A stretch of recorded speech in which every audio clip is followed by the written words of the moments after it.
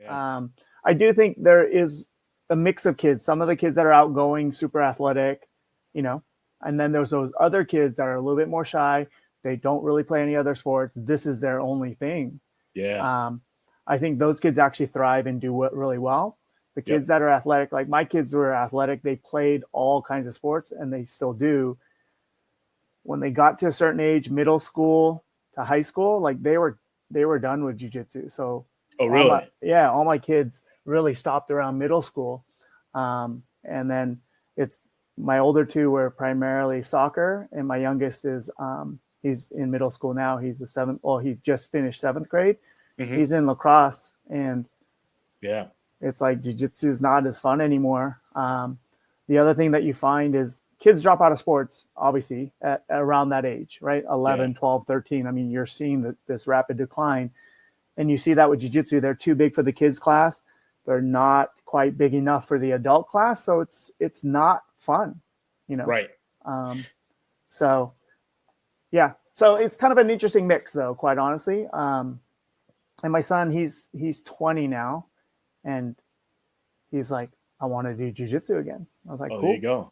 Awesome. Cool. Like it's on his own, and he's like I think it's when you hang out with a bunch of guys, like they ultimately end up wrestling and things, and he's exactly he's wrecking his friends. So he's like, oh, like it's like a Yep. you know, it's kind of cool. It's like, oh, I can wreck my friends, and like now all these kids want to start training. It's really funny. Yeah, it is funny because my son is taking two of his friends in, and like one of them is 12, 13, and like big 12, 13. Like 5'10", 170. Like that's big, a big kid for 12. Yeah. Like big. And his brother is 10, so the same, like roughly the same age as my son, but like my son is on the smaller side. So like clearly like their parents were different. And like you said, like his two friends, I remember saying, hey, you guys want to do this camp? And they're like, sure. I was like, have you ever heard of jiu-jitsu? And they're like, no. I was like, have you ever watched it? They were like, no. I was like, UFC? They're like, no. Like, no idea whatsoever. And I was like, oh, but you guys agreed. And they're like, they'll asked us. And I was like, all right, that's cool. That's cool. And sure enough, like brought them in. And to your point, like immediately when they saw the mats, they were just like, let's throw each other around. Like this instinct. And like you said, like as boys, where it's just like, I'm going to grab you and see if I can toss you and like drag you to the ground. And there's something primal about that, right? That just naturally comes out of people. Yep. That only helps you for so long, but it is something. And with males, I think, right? I guess with males for sure. I think it's. Yeah. I have a daughter, so my middle child is a girl, and she, she did that as well until about middle school, and she was loving it. And then again, it's not as fun anymore. There's not as many girls. You see the decline. It's just not naturally inclined for the girls to want to wrestle each other. Like it's just not typically. But you want, as a father of a girl, I want her to feel comfortable, and she does feel comfortable in those situations. I think there's other life lessons that come out of it. And you just want someone to, you just want her to feel comfortable. I want to feel comfortable that she's comfortable in the uncomfortable, Exactly. Yeah. Dude, how important, and this is now me like asking out of curiosity, because you mentioned it the other day, which I loved. You said you started right before your 40th birthday. So I think the age thing is one thing, like, all right, how late? And for sure, the journey of jiu-jitsu is like, it's forever, man. It's never too late. However, yes, kind of. How important was it that your kids did try it, and or your wife? Because I believe your wife did it. So my wife tried it as well. She kind of comes and goes, honestly. She's kind of like in a phase where she's away from it for right now, but she never had intended to, and then actually really enjoyed it. And then she's had other things that she chases other things, other training. She likes kettlebell. She likes training. She likes kind of this group strength training environment. So it's like, okay, cool, go do that, But yeah, it was important for me that everyone tried it. I mean, so my kind of journey, I did some martial arts when I was younger. I wrestled in high school, and then I did judo in college. So it kind of felt like wrestling in high school, I wasn't good enough to really go to college for wrestling, but I enjoyed it. And then I got to college and I was like, what am I going to do? And I found the judo club and I was like, this is awesome. Like, it just felt like a natural transition. Yeah. And at that time, the international judo rules were a little bit different. So you can grab legs and things, which it's more like nowadays you can't grab the leg with your hands. So it's like a totally different game. But at that time, so I can utilize some wrestling, but then learn judo as well. So, and what's more fun than throwing people, you know? Yeah. The ground game was very different then. And then I kind of took some time. I did another martial art for a little bit, and then I took time and just kind of got away from it. And it's important for me to, like, being in the gym, being in the industry that we're in, you know, like being in the gym felt like work. Right. So I kind of needed something that was not that. Mm-hmm. I can still use some my brain, my critical thinking skills, and it's like a challenge. And then jiu-jitsu just clicked. It was like, wow, this is awesome. Like, how come I never started earlier? But I mean, everything happens for a reason. Like, I had my past experiences, and I was able to utilize those, and really just progress. And like I said, it was a week before my 40th birthday. It was important for my kids to start. And then I started, you know, with them. It was obviously not in the same class, but I started at the same time. Yeah. And then I was hooked. Like, I was like, I'll just go a couple times a week and it'll just be this hobby, you know? Yeah. Next thing you know, I'm going 4 or 5 days a week. Now I'm probably there 6 to 7 days a week, depending on my schedule. But it's just one of those things that's never ending. I mean, you can go on and on. All the cliches are true when it comes to these things, that it can be life altering, you know? And did you know immediately, like, or was it kind of like, oh, that was kind of cool, I don't know, or was it like, no, it was immediate. It was like, like, love at first sight. This is it. This is the fit for me. This is what makes sense. This is what I should have been doing all along. Like, it just made sense. And like you said, like, there is a certain instinct of this kind of wrestling culture, this grappling culture, that I think is inbred in humans. Like, it's just your animal instincts come true. Now you have to use that, but also almost subdue some of those, like, natural tendencies of just aggression and going crazy. And it's strength can't win, you know, and there's a certain element of beauty, of technique and movement efficiency, and just ultimate control of your own kind of movement autonomy is like crazy. Like, it's just like, wow, this is amazing, you know? Dude, of course, with our backgrounds in strength and conditioning in particular, you know, the kind of the ultimate, you know, message or mantra is that jiu-jitsu is, you know, the way for the weak or the smaller man's way to beat the bigger person. And that's with the assumption that the bigger person does not know jiu-jitsu. 100%. Right? Like, that's kind of like the little caveat that they don't really tell you. They don't tell you. How important is strength and conditioning for jiu-jitsu, like, nowadays? Or is it still not really necessary as long as you're committed to it? So, good question. I think you do realize that strength isn't everything. And that's a hard discussion to have with strength coaches, just in general. Like, it's not everything. Strength is not the answer. Like, it only gets you so far. On the flip side, strength enhanced with technique is going to win every time. You know, like, it's like, but strength alone is not going to win. You know, you're not going to do well with just strength alone. So I think it's important from a movement autonomy perspective. We talked about that just a second ago. Like, I just feel you have to be in control of your body. And so strength training can mean a lot of different things. I think strength training is important. I stay healthy. I'm, you know, in my 50s. I'm training 5 to 7 days a week. I'm training with people that are 20s, 30s, 40s. Like, they're all younger than me. I'm typically the oldest person in the room at the time. One of the oldest in the gym, and I'm never injured. I know how to take care of myself. Like, it's important to move, you know? But there's a lot of people that do strength training that are just beating themselves up. It's like a badge of honor. You see this with all things. Being injured is like this badge of honor, or as you get older, it's like an excuse. Oh, just because I'm old, I should be injured. You shouldn't be, you know, like, I don't feel you should. So, Yeah, strength training is important, but again, how you do it and what you do, I think, is important as well. Like, it's not a blanket statement, if that makes sense.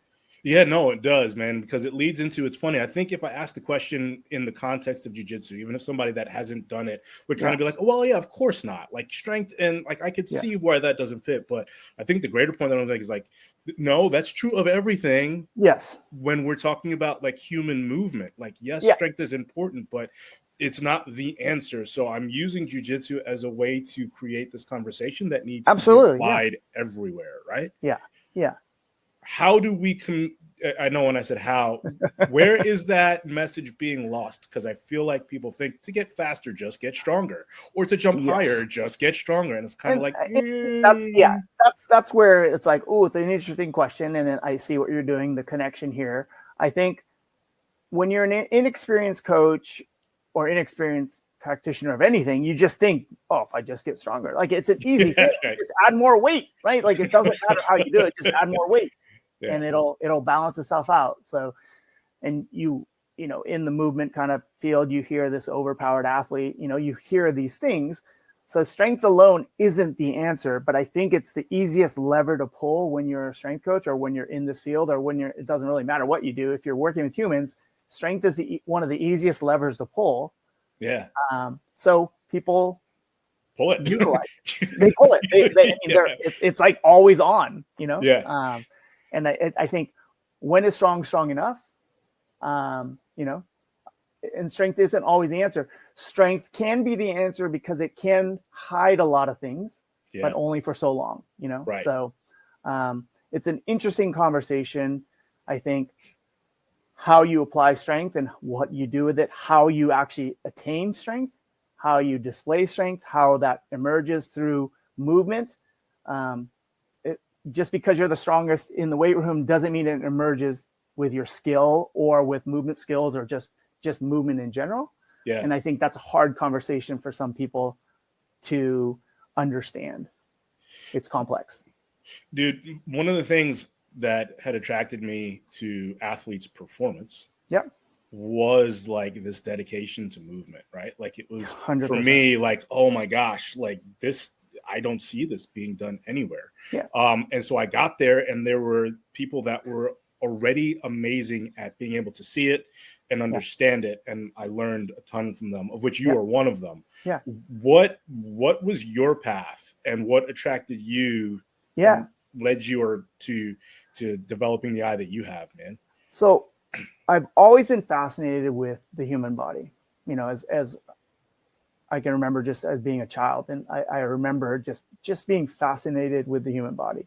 And obviously you find weightlifting. My dad was an Olympic weightlifter in college, and that was kind of his thing. He never taught us anything, but about that. But like we saw pictures and things of him. Yeah, but I knew, right? Yeah. And he's always been one that had kind of stressed the importance of weight training. And at that time, you know, we were young. My brother's 2 years younger than me. And we got a weight bench and we got a barbell, and you had Muscle and Fitness magazine. Yeah. You know, when people used to read magazines, and we would just mimic bodybuilding because we didn't know any better, you know? Right. So you go through that path. Then I started getting into powerlifting in high school. One of my coaches was like a powerlifter, and I was like, oh, that's cool. You just lift heavy. Right. Cool. And then you realize it's like, okay, that's not quite the answer. So I go, oh, maybe I'll go become a doctor. Maybe I'll go become whatever. I went to school undeclared. I just had no idea what I want to do. Do I go the medical route? Do I not? And then I thought about physical therapy. It was impacted. It was hard to get into. So I had a buddy that was working in the athletic training room. And I was like, oh, athletic training, sports medicine, cool. I'll do that. You can get hands-on training right away. I applied to the program. You can get in. You can be a student trainer. Cool. So I started down that path. Then soon realized it's not really explaining everything I want to be explained. It's not enough for me. Like some of the things, and there was the rationale why people did stuff and how you treat injuries and how you assess them and what, it just didn't make sense. I go, I'm going to go to physical therapy school. So I became a physical therapist, went to school, graduated, and a buddy of mine that I went to physical therapy school with, reached out to me and said, hey, there's an opening at this Athletes Performance. It's right by you.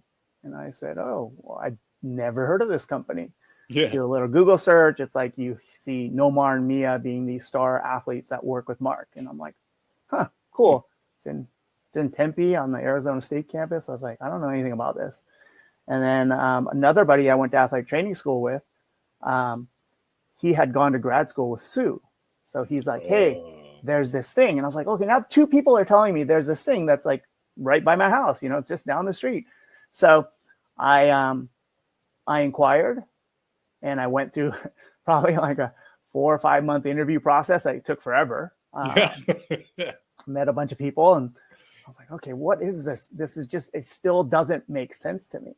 And then I ended up getting the job, and then that was it. So I came through the physical therapy route as a practitioner on the therapy side of the house. I was the first therapist in our LA location, and that was in September of 2003. Oh, dang. Okay. Yeah. So wait, you started out in Tempe, and then no, I started out in LA. So they opened in LA that summer. Gotcha. Right. And right. Darcy was kind of holding down the fort, kind of flying back and forth. And then they had hired Shad. And then Mike Boyle was on his way, I believe. I think he came in like a month after me, but they had already agreed for him to come on board. So it was Shad, Mike Boyle, and our GM was Charlie Wright at the time. And we just kind of hit the ground running. And then Slater came on from his internship, and he was in Tempe, and he came on in December of that year. So we were the OG crew. When I mention people that I feel like have an eye for movement and at least could like either explain it or teach, you and Darcy are people that I think of immediately, which is why partly I asked that. How important was like your background in sport and helping you become like have a better eye for movement, or was it necessary? It's just one of those, I think it's hard to say, is it necessary or is it not? You know, from my experience, you know, obviously I think having a background helps. Yeah. I think it's important to walk the walk. I think it's important to understand what it feels like. I think it's important to be able to do. You maybe not doing it at an elite level, but you should be able to do, you know? And it just takes repetition. It takes curiosity. It takes a lot, you know, it takes mentors. It takes, you know, finding the right people to surround yourself with, and just continually being curious. Like it just, you know, when you first try to look at movement, like I remember in PT school, you start looking at these old gait films, you know, like these loop gait films. And it's like, they're like, see this, see that. It's like, I don't see what you're talking about. Like it takes time to develop. But what I love is that seeing the invisible, like I kind of say it's like an invisible, and you see that this is a tie back to even jiu-jitsu. Like it's there, you just don't see it, you know, like, and that's the beauty of movement, is that sometimes it is invisible to the naked eye or to the untrained eye. But when you actually start to develop it, you start to see the invisible, and that's magical, you know? So there are people out there that are trying to either teach or explain. And when I say people, like I'm going to throw out like Franz Bosch as a name. Yeah. Is there anybody out there that's explaining it in a way where you feel like I like the way they're saying this, or you know? So for me, like, you know, when we had talked earlier about like, you're like, hey, here's a couple of thought starters of things that we may discuss. It's like, okay, cool. So then it was actually helpful for me to go back, because like you don't remember at times, you know? Yeah. And a lot of the people, like early on when I came to Athletes Performance, it was like the world's finest specialist, you know, like that whole mantra, right? And I was like, dude, like I'm like 30 years old, 32 years old, 31 years old. I was like, I'm not the world's finest specialist. Like that's, you know, and I told Mark that. I said, Mark, like, I don't feel comfortable with this statement. Like, right. And he's like, that's a mission statement. Like, it doesn't mean you have to be now. Like, you know, like this is something that's continued to strive for, whatever. Like, he kind of put me at ease, but I was like, but then I also felt this uncomfortable responsibility to be better. Right. Because of that statement and because of what we stood for and because of this, you know, you're surrounding yourself with these people, these elite athletes, these things. So I was like, okay, I got to learn, and I was thinking of like, and I had the pleasure of working with Mike Boyle for a little over a year. Mike Boyle was great,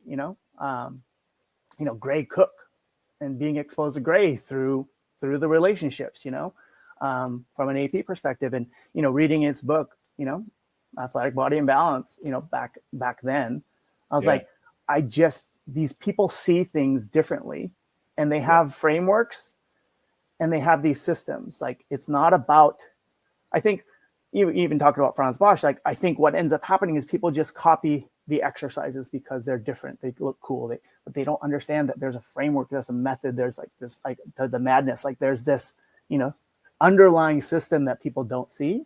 Yeah. And then from a therapy perspective, it was Shirley Sarman. I was like, okay, Shirley Sarman sees things differently, So like, I was trying to think back of like those three, like Shirley Sarman, Gray Cook, Mike, were like super influential for me to see things differently and bridge the gap between what you learn textbook wise in school and how things are from a human movement perspective. And again, there are theories as well. Those three have slightly, maybe Mike and Gray are similar, but like they have some different theories, but they all had systems, they all had frameworks that they anchored different things around. And that was huge for me coming in.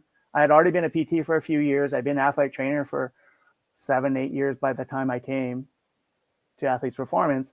And it was like, oh, for me to master this, like, and master movement and understand it, like I have a lot of work to do, Yeah. The name that comes up, because I don't have a therapy background. You have a therapy background, but being in that environment, of course, you understand, like being at Athletes Performance, you're just going to be absorbed by it because we worked so closely. So Shirley Sarman was somebody that I was exposed to through like Anna Hartman and some of the other therapists there. Yeah. And it's interesting. You mentioned that Gray and Mike may be similar, and you didn't, and you're right, Shirley's different. How is Shirley different? Because from what I would hear and see, it did make sense to me. Yeah. You know what I mean?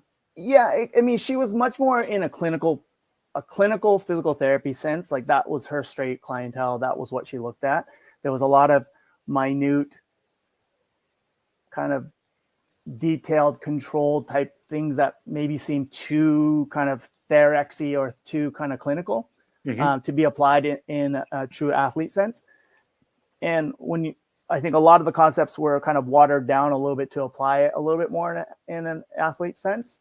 Yeah. But training, and again, of course, the other big influence, of course, is the Athletes Performance training system of like, and we all had a hand in shaping it. It kept evolving over time, but the framework was there, right? The training system was there, and how things are utilized, and how there should be a red thread that runs across all of it, you know?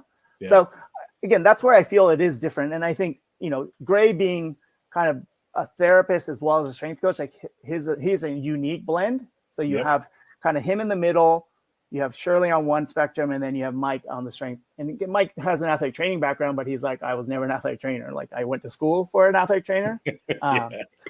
But, he was more the strength coach's coach, So like you have this kind of nice continuum of people that, again, but the red thread at the end of the day is still movement. They had an eye for movement. They had an eye for restoring movement. Just how they got there was probably a little bit different, but that was the ultimate goal versus strengthening. Again, strength, even in the therapy world, it's just like, oh, just get stronger. It's like, okay. Or just get more range of motion and get stronger. Stretch them and get stronger. Right. Lengthen and strengthen, and we're done. That's it. We're done. Problem solved. And what I liked about Shirley was like her attention to detail and just how you moved mattered. And it was seen in a 3-dimensional sense versus kind of a cardinal plane or sagittal plane, frontal plane, like just these planes of motion, these cardinal planes. It was really incorporating like rotation, and the incorporation of rotation was huge, and understanding how that rotation is implemented. That was huge to see that. So, I mean, I went down that rabbit hole. I went to all her coursework. I read her book. Like at the time she only had one. And I went to there was 3 or 4 levels of classes. I went to all those in person. Like I just I was thirsty. I was hungry. I had to understand it better. And the only way to do it is doing it, getting the reps. Are we, I know like now, Yeah.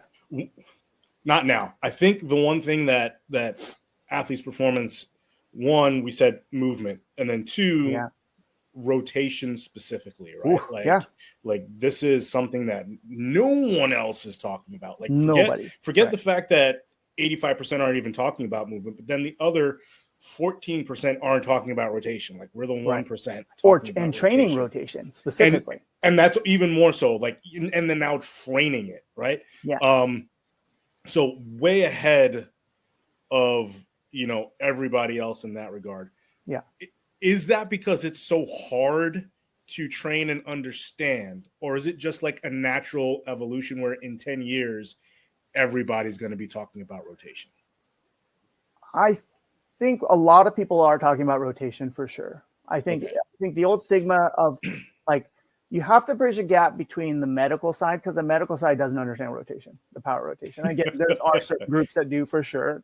It's not a blanket statement, but most of your doctors, most of your, people that are recommending you to strength train to, or sending you for physical therapy or whatever, like they don't understand the power rotation. So it's still archaic from that perspective. But I do think it has come a long way for sure in the last 20, 30 years. It's come a long way.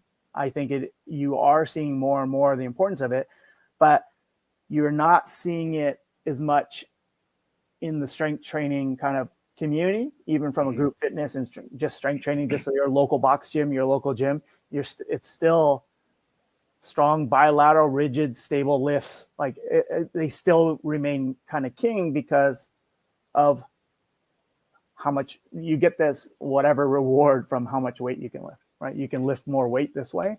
And people are drawn to that just inherently. So it is still behind. But I do think the industry is catching up. It's still going to be some time. And now this is where I'm going to push on the edges a bit, right? Yeah, let's push it. Where does somebody that's never trained rotation start? Ooh. I think the place to start is unilateral lifts, honestly. But I think that, and it's not to vilify bilateral lifting by any means, but I think you're going to inherently get rotation and rotational forces. And move through rotational patterns if you're going to train unilaterally or unilateral emphasis type things. I think that's probably the easiest place to start. I think a lot of unilateral lifting is still done in a rigid neutral spine, rigid square shoulders, square torso and hips, like shoulder, torso, hips being square. Like I do think this rigid braced kind of culture still remains. And I think we can do better, honestly, there. But I think that is a place to incorporate and to start. You have to be okay with not being able to lift as heavy. But you should be lifting with intent. You should be lifting for maximum efficiency. It's okay to push your weights. That's fine. Like, there is a progressive overload that needs to happen for sure. You're not just, sticking with lighter weights forever. But weight can't be your only lever when it comes to that. Mike, that's tough. It's a tough conversation. It's tough, man. But like one thing that I, of course, Mike and bilateral deficit, I'm sure is going to be one of the things that will come up a lot. And sure, the true heightened neural drive that comes through unilateral lifting movements, it can't be disputed, right? So it can't be disputed, but you will have people that dispute it and say you can only get neural drive with strong bilateral lifts, like heavy bilateral lifting, and it's like, I don't think that's true. So there are people that are going to push back somewhat falsely or believing that almost that's emotionally, I think, right, as a response. Yeah, but not but what's crazy to me then, right? Like as a strength coach is if you understand that neural drive is the central factor to becoming strong, then why then not only accepting this, but utilizing this as a strategy should be something. Because I love it when people are like, how do you get stronger faster? And it's like, well, increasing neural drive, of which there are two real key ways to do it. Unilateral lifts and isometrics. Like, does it mean that's what you do forever? No, but it means that if they're missing from your program, like I will get my athletes stronger faster than you will. You know what I mean? They will. And what I tell people that do refute it a little bit is like, instead of, for me, from my perspective, my personal perspective is like, usually unilateral lifting is like an auxiliary thing. Like it's near the end, right? Yeah. And for me, I'd rather it be the primary thing. And then if you want to do bilateral lifting, like that could be your auxiliary. And again, it's you're flipping it. And I think that's hard for people to understand, but like, I want that neural drive and I want you to be fresh and I want you to drive it as hard as you can in the beginning. Yeah. And then if you still have some stuff in the tank, then you can do some bilateral lifting. And I still think you should reorganize, like from a rotary perspective, some sort of integrate rotation after that. But, and even rotational training, there was a time where rotational training was like, everything is rigid. Then you have your rotational block, which is rotational in nature. You're moving in and out of rotation. You may have had, your med ball work, that if it was a propulsional day, you may have some rotational work there. And obviously in your movement skills on the front end, but like in your strength session, it's like you have this tiny little rotational block, and typically it's either anti-rotation or rotation. And it's like, again, we can do better, but it was still light years ahead of other people. No one was doing it back then, So I do think rotation is life, rotation is sport, rotation is everything. It should be in everything, quite honestly. And making the bridge back to Jiu Jitsu, in order to beat someone in Jiu Jitsu, you are inducing rotation, you're creating rotation, or you're resisting rotation. It's that simple. And the one that can control rotation is going to control your other opponent. Like if you can control it or you can force it on your opponent, that is when, you're getting the maximal control. Then you'll have exposure to other things, of course, other limbs, if you're going for limbs, but like there's other things. But if you can't control that, you're not going to do well.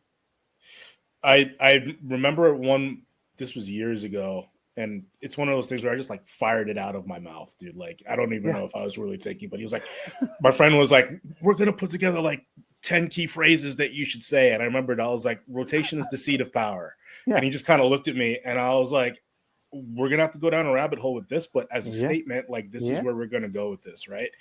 Because without this, all of this movement that you want to do, that you expect performance from, will not happen without it. And I was like, I don't know how we explain this to people, but remember the statement. Like, I've never forgotten it. And it's true, because every time I feel like I'm passing the guard to side control, and like I want to like smash and flatten somebody, and they rotate in a way where it like completely disengages everything I'm trying to do. And if I don't comply, it won't happen, And it's incredible. It is, I think, clearly central to performance. Just getting people to train it and believe in it is where it's tough. Getting people to do anything is tough, but then just to even have the habits and the systems and the discipline and the routine to actually strength train is tough enough, but then asking them to do something that looks different is also super difficult, right? Like bodybuilding or machine lifting and just what you see, body part lifting is still like my kids, two of them, my older two are in college. They train body parts. Like that's still a thing, It's still a thing. Yeah. And I mean, I'm just happy that they have a habit of going to the gym and they have a love for it. What they do can come later. Like I'd love to, and again, I'm just a crazy dad anyway. So like, they don't know what I do. They don't know what, I'm just their dad. But like that body part lifting is still a thing. Like it's strong. And I don't know how or why, but it's still out there. Shifting the paradigm, and I think we've talked about it. Yeah. Even though this may not happen anytime soon, does rotation have to be considered fundamental versus auxiliary? Yes. I mean, again, my own bias for sure, but I do think it has to be. And it should be thought of in everything. And again, it's not to vilify bilateral lifting. I think there's a place for it. I don't have an issue with it by itself. It just, where does it fit? How does it organize? How does it complement versus it being the thing? So I do think that conversation has to shift. It does have to become more the main thing, the rotational training itself. And rotational training can be accomplished through what seemingly may look or feel like regular lifting patterns, like your leg, pushing and pulling upper and lower, that can incorporate rotation. Like, it doesn't have to be only this standalone thing. And quite honestly, like which it's a whole other can of worms, but the mobility stability thing of like, or stability versus propulsional. Like, I think there's a time for some anti-rotational type work, but it's really early on, potentially. Potentially if you are in pain, potentially if you're deconditioned, maybe those type of things. At the same time, like, I don't feel that there's a need for it. Like, your stability, lifting and chopping and stability, kind of, anti-rotational presses, or people like to call them Palloff presses. Like, John Palloff did not invent that exercise, but people like it's kind of known as the Palloff press because of Cressy. But those things, I think they have a time and place, but like, that is not rotational training. Like, that's not what we need. And there's only a certain amount of strength you need to be able to do those things. And just layering more strength on top of that, is the return is not very high, quite honestly. And it's boring. Yeah. Loaded question. Yeah. The desire for rigidity, like you were saying, when like performing these movements, is it out of a fear of injury, or is it for true belief? Like, and then if that's the case, are we negating what we're trying to achieve? 100%. You're negating what you're trying to achieve. And I think it came out of a cue or something that was not a bad thing. It's just taken too far, quite honestly. I do think rotation is victimized as this thing that causes injury. Yeah. And if we just stop it, but no more injuries. No more injuries. But how are you going to move? And we've been training anti-rotation for decades and decades, and the injuries still continue to happen. And the transfer of weight room to the field or court or whatever, the mat, whatever it is, like, those are two different things, like, if you truly do want, and I hate the term functional exercise, but like, what does that even mean? But there should be a transfer, So I just think there's still that missing piece, and people don't understand it. And they just think, it just gets, like we said earlier, just get stronger, just be stable, just be rigid, being able to withstand these things. It's like, it's not really going to help you move. So I just don't know how you get people to see it. Like, it's clear, but again, it took a while for people to see it. It's not necessarily taught in school yet as well. Right. And I think that you're fighting that type of like time and history and like the past, and again, the medical side hasn't fully caught up as well. So like you just, and then people go, where's the research? Where's the research? Where's the research? It's like, does everything need to have research? And, right. But those are the arguments that will delay things. So I think one of the challenges is the misconception that specificity and simulation are the same thing. Yeah. And I think when you're asking someone who probably is not experienced with rotational movements or exercises to in their heads conceptualize what that might look like, simulation is what they're going to think, and that's not necessarily what we're talking about. So for you, when we're talking about training rotation, what is it? What would that look like for somebody that's listening? If I wanted to incorporate this, what does that look like if it's not just like strictly mimicking? Right. It's not simulation or mimicking what you see and just adding some sort of resistance to it, right? It's not like, oh, I'm going to swing a bat or kick a ball or whatever, and I'm just going to add weight to that movement. Like, that's not what it is. But what you see with all those things is that the shoulder, torso, hips, our pillar, if you will, are either creating force, producing force, or and simultaneously absorbing force on the other side. So you have this simultaneous and alternating fashion of rotation that's happening with all sport movement. So I kind of simply think it as, if you can, and we've had to change the language over time, like, probably about 6 years ago or so, like, Tyler Wilkins out of our Florida facility and myself and a few others, Stefan, Graham and Jim and Tristan, like, we all kind of sat in a room for a week and we said, let's start to distill this kind of concept of rotation, power rotation, from all the way from evaluation, all the way to treatment, to, strength and conditioning, and just kind of the whole paradigm, all the way to performance of, like, what does that look like? And we came up with a term called global movement themes, of these global flexion themes and these global extension themes. But that just it confused people. It didn't understand. It didn't resonate.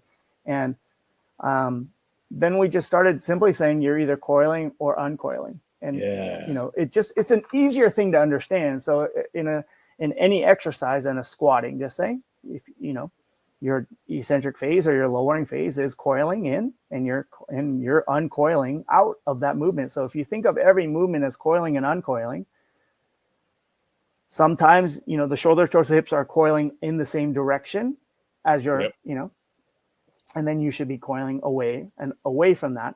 So, and sometimes, like, if you're doing a bench press, I guess, if you're one arm, I get it. There are some elements of that aren't happening, or maybe not happening at that speed or the quantity, but you're still, as you're loading, you're coiling in, and then you're uncoiling to press. So you have these natural things that are naturally happening. And if you can just allow them to happen versus stopping them from happening. They're supposed to happen. there's more than one way to press. Like, bench press is not the only way to do upper pushing. What if I did in a horizontal plane? And this is the beauty of cable or Kaiser, or of course you can use bands and other things. What if I use the coil? What if I'm actually pressing? Yeah. Right. So I'm coiling in, coiling out, and now my torso can also coil in, and I'm coiling out. So it's like, I think it's easy to do with what you're already doing. And I help people with kind of these musculoskeletal concerns, if you will. And the easiest thing for me to do is typically, I don't change their program, other than I switch their stances. I eliminate their bilateral stance in the beginning, and I have them do some staggered type work. And typically staggered work or B stance work or this kind of kickstand work used to be like a progression to single limb. Right. I see it as a fundamental pattern where that's where I want people to live. Stationary meaning stationary. Your feet are stationary, but you're dynamically moving up and down. For sure. And then eventually, now I'm actually pressing and pulling and pushing and pulling and moving in and out of those positions, which tends to looks like movement, but it's not just mimicking movement, or it's not just simulating movement. Right. It'll feel natural. It'll feel like, of course, you may feel uncoordinated in the beginning because it's a new movement pattern, but eventually you're like, oh, this doesn't hurt my back when I do this. Oh, this doesn't feel the stress on my joints. I feel it feels natural. So that's kind of what I try to do with people, just to, instead of having them learn a whole new paradigm of things. Right. Easy. You already have a set pattern of things you like to do on certain days. Fine. It can even be body part driven. They don't have to know that I'm going to change it. Right. But if I just add these subtle rotational elements in, and that's where I just get people to just experience it. And they're like, hey, how does that feel? How do your joints feel? How do how are your aches and pains? How do these things feel compared to when you were doing it before? And most of the time, and again, nothing's 100%, most of the time, it's like people go, oh, actually it does feel better, and it feels more natural, and it feels less stress to my joints. I feel free. I feel good. I feel, so long-windedly, that's how I would get people to start to incorporate it. There's a lot more nuance to it, of course. There's a lot more, and even loading contralateral versus ipsilateral side, like it's a whole other paradigm. Everything is done anti-rotation. Everything is done contralateral to the lead leg if you're upper lower, right? If you're holding weights or pushing and pulling or doing whatever, it's everything has to always be on the contralateral side because we are resisting rotation. But it's like let's switch hands and see what that happens. Let's actually pull. Let's actually row on the same side that the leg is forward. Yeah. People go, why would I do that? Like that doesn't make any sense. And it's like, just do it. Just do it. Just do it. Trust me. Just do it. Just trust me. Try it.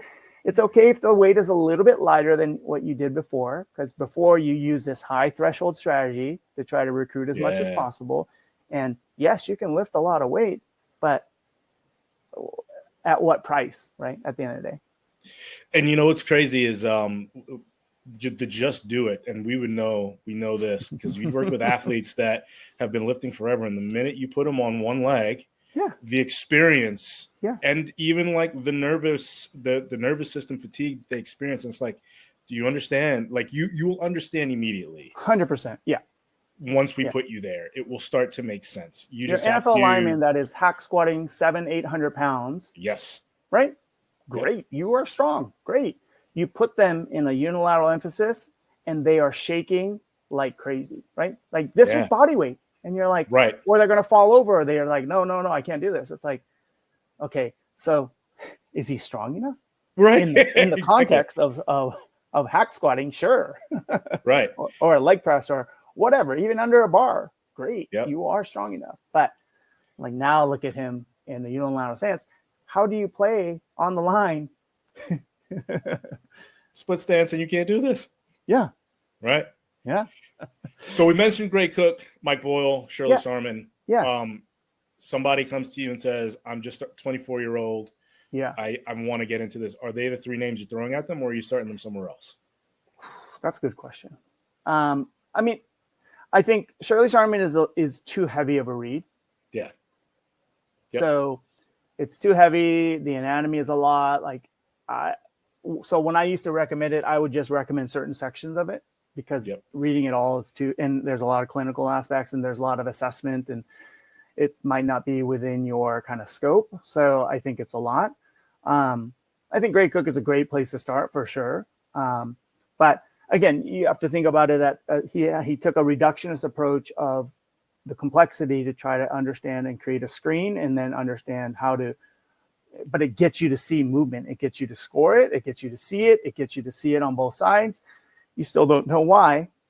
It doesn't give you enough to tell you why. And you can go the SFMA route and dive deeper into some of the why, like teasing out some of the whys. But again, that becomes a little clinical for some folks. Yeah. Things that people that how do you say this? Like people that are incorporating rotational training, but are seen as kind of the crazies of the industry, which is probably bad to say, but I pull inspiration from them and I can apply systematically, not how they're applying it, but I can apply some of what they do in a systematic way, is David Weck and his rotational movement training methods. Yeah. And even Naudi Aguilar in his functional patterns. And I know they are seen sometimes in the traditional strength and conditioning scene as kind of laughing stocks or like someone that the crazies that are doing stuff, standing on Bosu balls or standing on stability balls and doing these crazy things. I do think that's a little bit of clickbait, honestly, but that I don't think you need to go that extreme, but they are incorporating the power rotation with how they're training folks. And again, they're somewhat similar, but also very different. I do think what they're doing with a different framework and a different kind of understanding of movement behind it can actually be super powerful.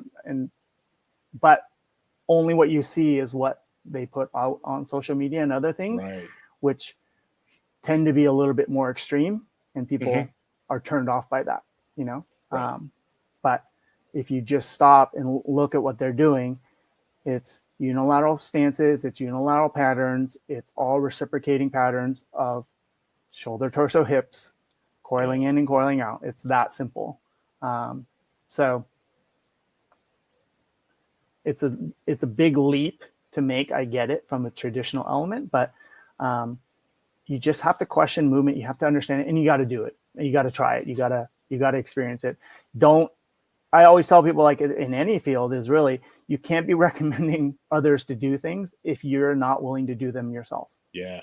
Like, and that's the walk piece of like,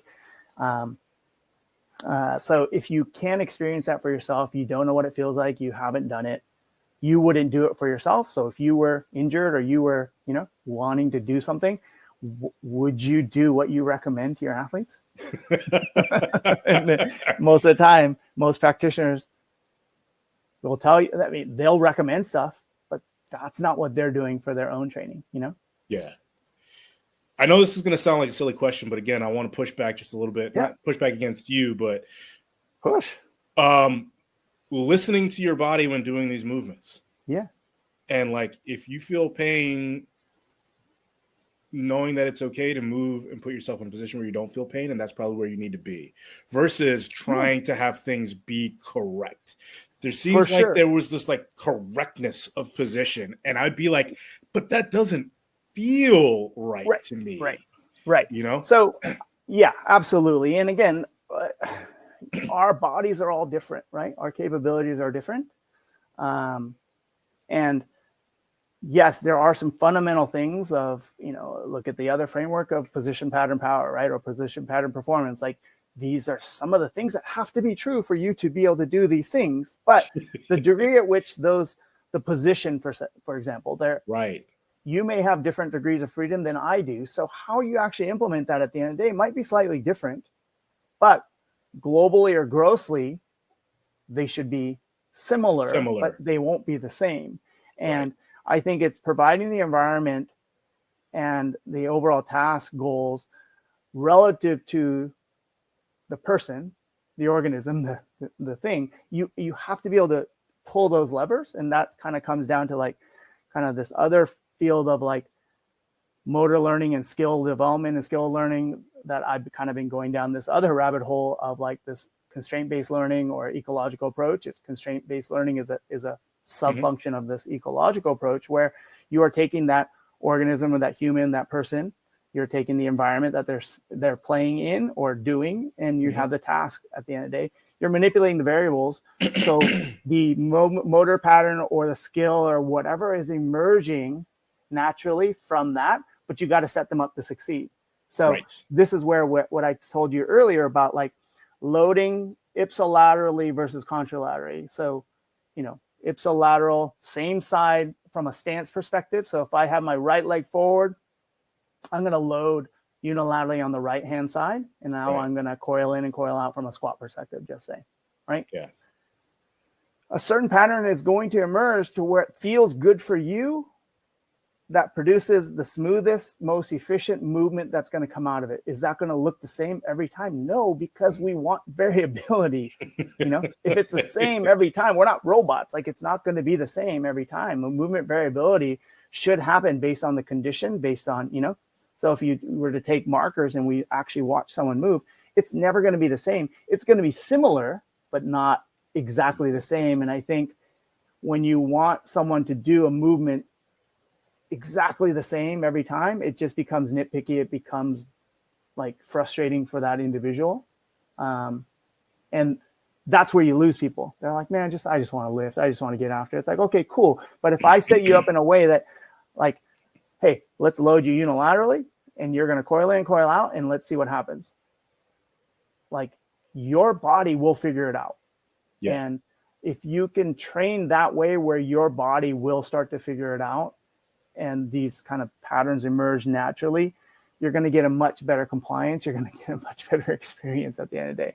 Versus if it's a high threshold rigid strategy, then you kind of only have that strategy to pull from, and you're trying not to move, which is counterintuitive to what you're trying to get in the first place. But, your patterns don't have as much variability, quite honestly. And if they do, there are going to be pretty significant energy leaks in places that you probably don't want them, you know?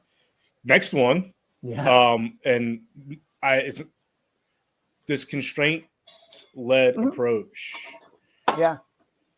You've got, of course, like everybody, and you may be one of them. We'll see. The dogmatic that believe that's the way and the only way. And if we're wasting our time on like these other general fundamental preparatory things, absolutely, it's a waste of time. Right. Where do you fall on the spectrum? Yeah. And if I truly want skills to develop and skills to transfer and understanding, then you got to place them in these positions to figure it out a little bit and succeed. But you have to pull the levers. You have to understand. You have to be monitoring and watching your athletes, and you have to be designing your drills, exercises, tasks, whatever it is. You have to be designing it in a way that you are starting to see these things emerge that you want to see. Is the old way of doing things wrong? Not at all. It's just, I call it kind of context versus direct transfer of skill, right? People need context. Everyone learns differently. So like people need to understand context. So you have this kind of constraints-led approach, especially you're seeing it a lot in jiu-jitsu right now, and you're seeing it obviously in other sports as well, where people are going so hard down that road saying, oh, the old way is bad. It's the old way. It's the information processing way of here are your dance steps 1 through 10, and you're going to learn every step. And if but the unfortunate thing is, and think of jiu-jitsu as a great example of like what happens when step 2 doesn't happen the way that you wanted it to. Then step 3, 4, 5, 6, 7, 8, 9, 10 are gone. Like you can't even access those. Right. So, but do you still need to understand steps 1 through 10? Absolutely. Should you have that? And do people learn better when they understand what that should feel like and what that, but again, an armbar never looks the same. It's going to be, the general principles are the same. You have to stabilize the proximal joint, which is the shoulder, which is another shoulder, torso, hips. You have to control the shoulder, right? Any kind of leg attacks or things, you have to control at the hip, the proximal joint. Right. It's designed that way. I mean, it is that way, not design. It is just the truth, because those are the areas that create rotation. That's what's going to create problems for you. You stabilize that joint, and then you can apply braking force to elbow, wrist, or knee, ankle, foot, whatever it is, right? Like that. Those are things that have to be true. But sometimes those things will take a long time for those things to naturally emerge if you're never shown what it's supposed to look like or what it is. So this is where I think it's a blend of both environments. You have to show people so they have context, right? It's wall drills. Wall drills are context-driven drills, right? It's not necessarily a direct transfer. It's more context to understand body position, understand joint angles, but like, because you can't stop someone running and adjust in mid-run. Like, it's pretty hard. Like, that's it. Lean forward a little bit more. Okay, and that's it. Oh, wait, that's gone, right? So it's direct transfer versus it's context versus direct transfer. I think that context is super important, but context doesn't always transfer to directly to skill. So this is the bridge. And again, you're designing you're designing your exercises, your movement selection, your things, and that's going to be different for everybody, unfortunately. If you have the luxury of being able to train someone one-on-one, great. But in a big group, you're going for 80%, right? And then you're hoping that the others will pick it up. They'll catch up. So long-winded answer of saying it's both, quite honestly. It's I hadn't heard it until yesterday. Framed this way. Okay. And again, I picked my son up and his friends from camp. From the camp. And the two that haven't been to camp, not really familiar with the vernacular or anything. So I'm just you guys enjoying this? What'd you do today? And he was like, so today, all we did was try to get the other person to either put their hands, knees, or butt on the floor. And if you did that, you won, and you stood up and you started over. And I was like, what'd you think of it? And he was like, I loved it because it was simple. And I was like, and that's jiu-jitsu, right? Like, That's any guard play, right? Any guard play, those are your main objectives. Yep. Can other things emerge from that? Absolutely. But if you can, that's the start of it, right? It's off balancing your opponent, making them touch their hands to the mat or making them touch their butt to the mat. That's a huge start, right? So, but I think just sorry to cut you off. The thing that you said was just the vernacular piece. Language is important. And having a grounded understanding of language and nomenclature. And I mean, again, our time at Athletes Performance, Exos, like nomenclature matters. Yeah. What you write down matters. What you say matters. And if you don't have a baseline of some of that language, I do think any system is challenged, right? If you don't have that base understanding of what these things are. But this is the argument of, do people need to, the fundamentals is you have to learn these things first, or can these naturally things happen? So these kids were naturally just, hey, the objective is put your opponent's hands to the mat and put their butt to the mat and keep them there. Easy. And however you do it, however you do it is the way you do it. And you may see some interesting things come out of there, but that works. And that's the beauty of it. And I don't know what your gym environment's like, but like my gym, at any time, we may have 5 to 7, 8 black belts. None of them play the game the same way. Yeah. That's the beauty of it, right? Some are tall, some are skinny, some are overweight, some are muscular. Like, you having different body types and you have different expressions of the game, but they all are playing the game, Yeah. So what's been fun for me, I'm a blue belt, and it's almost like, and I've heard this kind of explained before, it's like the blue, and it may not be true, but it's like the blue belt stage is where you're being taught 1 through 10. You're not necessarily being taught what happens, but you're being exposed to 1 through 10. And then when you kind of get to purple, you start to figure out, all right, this is what happens on 1, 2, or whatever, and you develop your game.